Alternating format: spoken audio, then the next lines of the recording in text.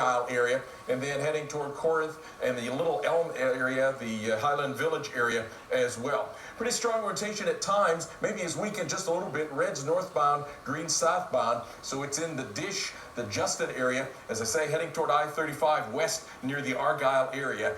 Taking a look there, no indication at the moment in that area of any blue little holes that would be our tornado debris signature, but I've been monitoring those for these particular storms. Jackie, Alex? All right, thanks so much, Dr. Forbes. He mentioned Justin in Texas, and that's where we have one of our storm trackers right now. Aaron Jack is live, and he's got his eye on this tornadic cell. What are you seeing?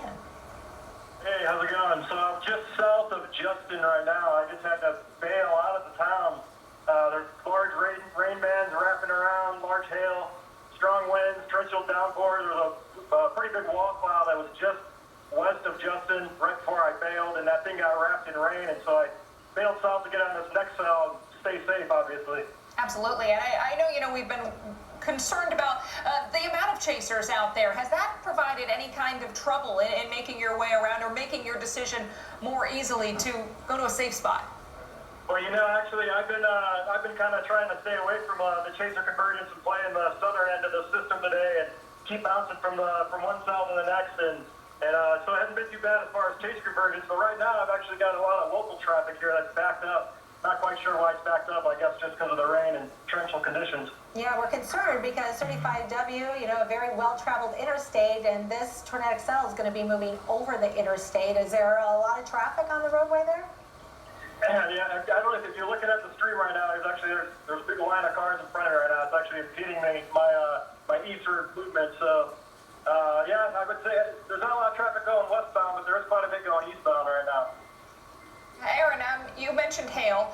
The storm has a lot of rain, a lot of hail with it. Looking at a really impressive looking hail pour on the radar. Have you seen any large hail out of this one? Yeah, I'd say I was probably getting hit by about at least half-inch hail, maybe up the golf ball size as I bailed out of the storm to the south. Earlier there was a little bit of pea hail on a storm that just went through Denton. Other than that, I haven't seen any really monster hail or anything like that today. Okay, yeah, our hail estimating within that cell itself, perhaps up to egg-sized hail. So probably a good idea to bail out of the south. If you didn't find yourself in a dangerous spot, thanks to the tornado, could have found yourself with a busted windshield. Aaron Jack, near Justin, Texas, thank you so much for the insight, for a look from your camera. We've been getting some great pictures in. And you mentioned I-35, a big, highly used travel roadway there across Texas.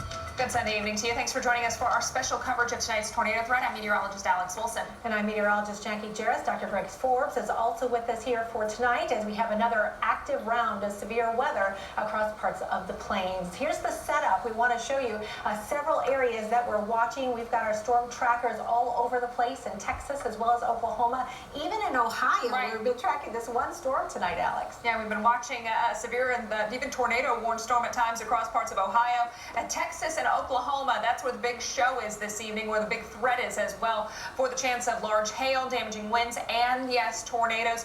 Dr. Forbes, we've been watching that tornado-warned storm around the Ada area. Some reports of Oklahoma and over in the north central parts of Texas. Alex, Jackie?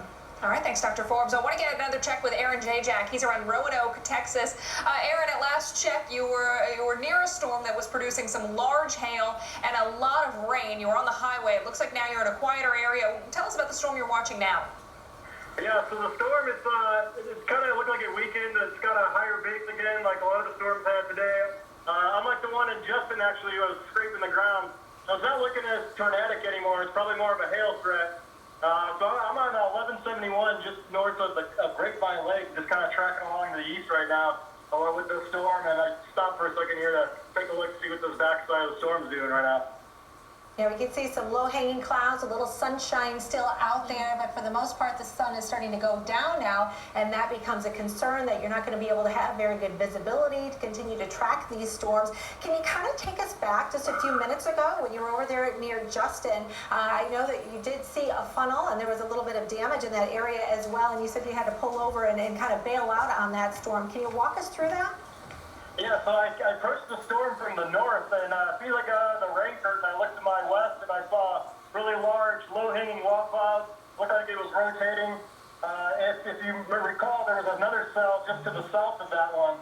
And that cell actually kind of overtook the cell with the large wall clouds. And things got rain wrapped, and that's about the time I bailed. It was probably about a quarter mile to my west. And as I was going through Justin, there were rain curtains that were wrapping around through Justin, large hail, probably about egg size, dropping down, and heavy winds, lots of rain, and I ended up getting south and getting on this next cell, about tracking to the east right now. All right, thanks so much for that update. Aaron Jajak, he's in Roanoke, Texas, continue to track these severe storms. There are severe thunderstorm warnings right now. Looks like we're getting a lot of hail out of these as well. Let's talk about some of the big cities and how they're going to be impacted with timing on these storms. We'll go over to Alex. Yeah, and some of those big cities with torcons of 5. That's a 50% chance of a tornado within 50.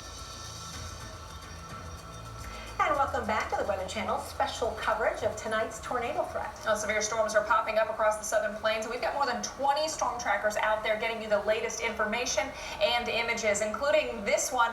You're looking live at Louisville, Texas, thanks to Aaron Jajak, one of the folks who's been out there giving us the sights and the sounds of these severe thunderstorms across the southern plains this evening.